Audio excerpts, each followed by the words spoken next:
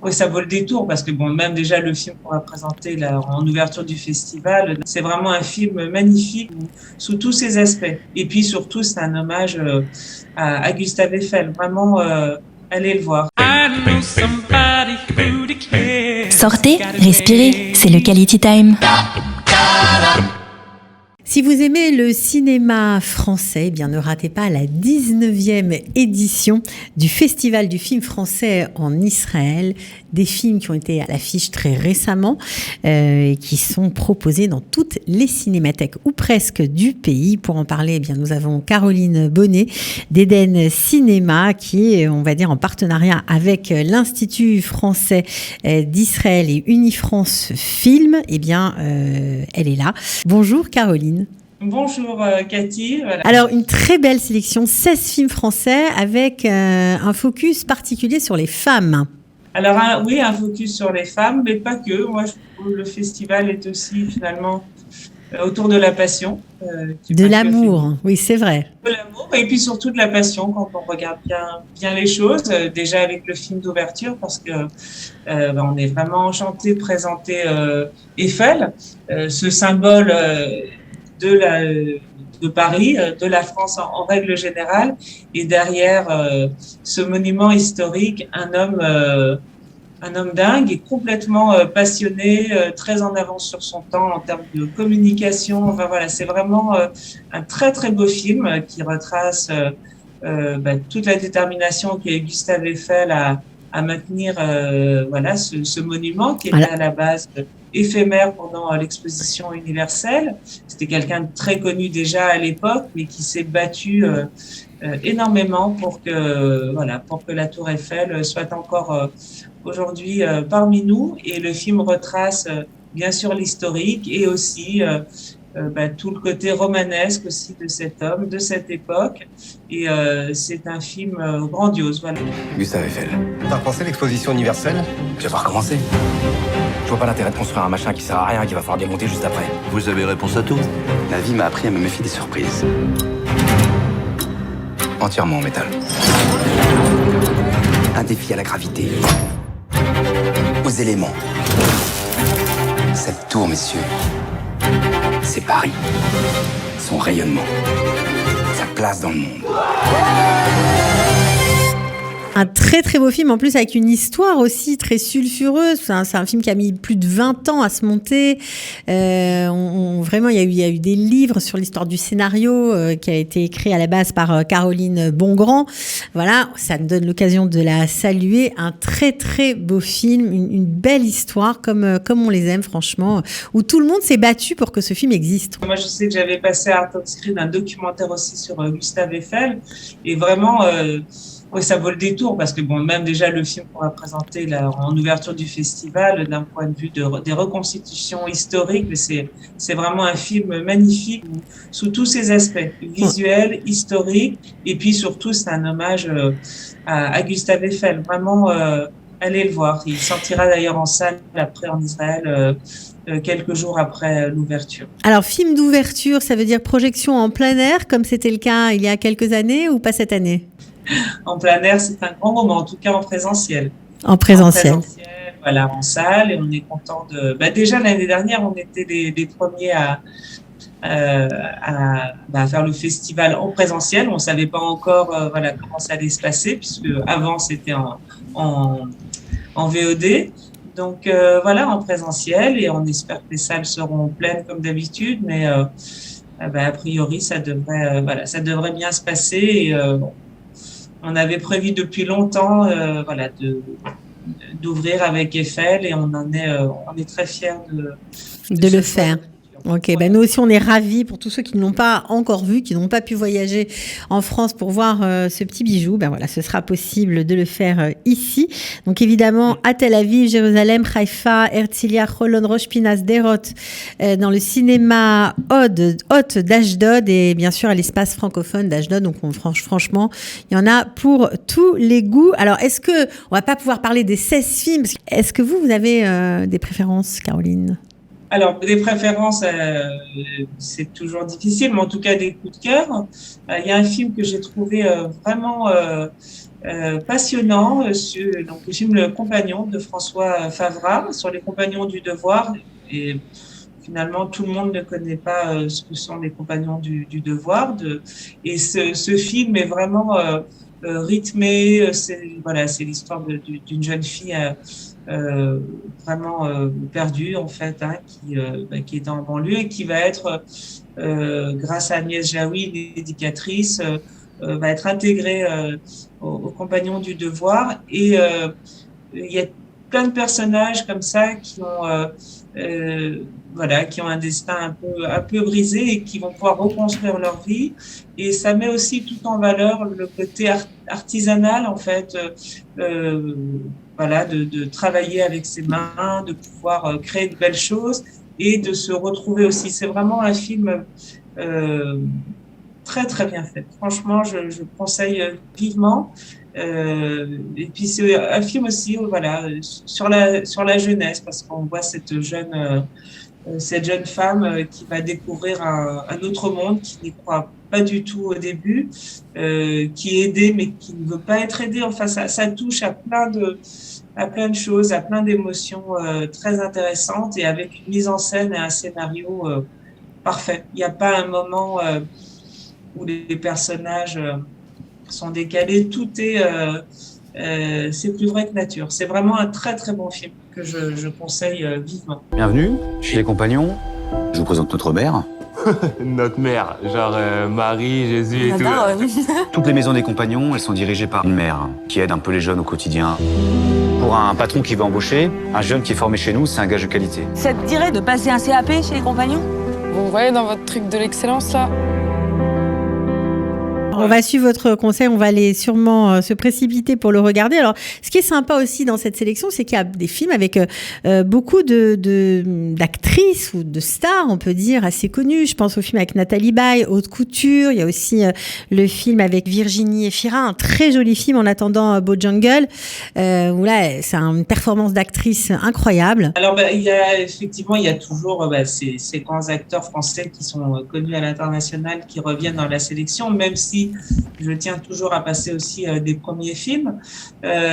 Donc, En attendant Beau Jungle, qui était aussi un film très attendu parce qu'il y a tellement de films qui ont été réalisés et qui ont été dans les tiroirs jusqu'à ce que la situation s'arrange un peu. Et ce film est adapté du livre de Bourdeau, qui a été un best-seller, même en Israël. Et Romain Duris et Virginie Efira sont absolument sublimes dans ce film. Aussi à voir absolument. Bon, c'est un film. Ceux qui ont lu le bouquin et qui l'ont adoré ne seront pas déçus. Donc déjà, c'est beaucoup dire sur la fantaisie, sur le rêve, et puis sur la maladie, la folie, sur plein de choses. La folie, sur la bipolarité. Après, est-ce que c'est vraiment de la folie? C'est vraiment très fin. C'est pas de la folie. Dans le sens, c'est cette mère qui est complètement, qui est bipolaire, et on voit à la fois tout le bonheur au début et comment les choses petit à petit après basculent, mais avec beaucoup d'originalité, de tendresse et d'amour en fait. Voilà, c'est pour ça que en fait beaucoup de films croisent ce sentiment de passion, aussi bien Gustave Eiffel, qui sans passion n'aurait pas pu aller au bout et n'aurait pas pu accomplir son rêve.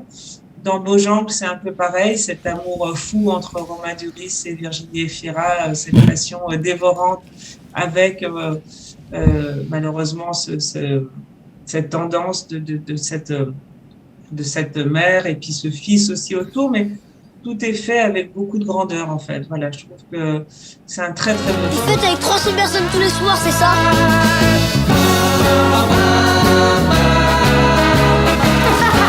Ça me prend parfois quand je suis summum du bonheur. Je passe à l'extrême inverse sur Krieger.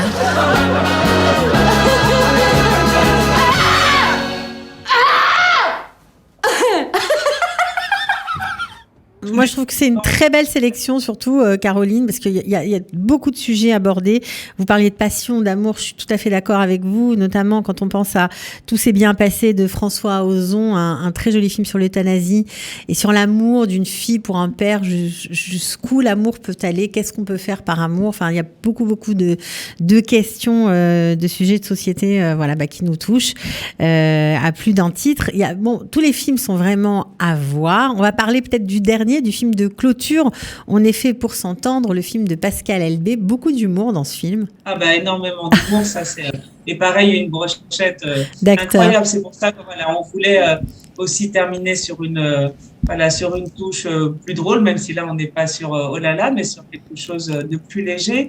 Et je tenais aussi à parler du film de Xavier Giannoli, qui est un véritable chef-d'œuvre, Les Illusions. Oui, on n'en a pas parlé, exact. Très très beau film, magnifique. Ça c'est un chef-d'œuvre visuel et une palette aussi de sentiments. Vous voyagez, mais c'est fait aussi avec énormément de finesse, de brio. C'est un film. C'est vraiment un chef-d'œuvre. Ça, à ne rater sous aucun prétexte. J'ai besoin de travailler, monsieur. Je respecte énormément le métier de journaliste. Et tu crois que c'est quoi mon métier ? Vous éclairez les gens sur l'art, le monde. Mon métier, c'est d'enrichir les actionnaires du journal. Notre ligne éditoriale sera simple. Le journal tiendra pour vrai tout ce qui est probable.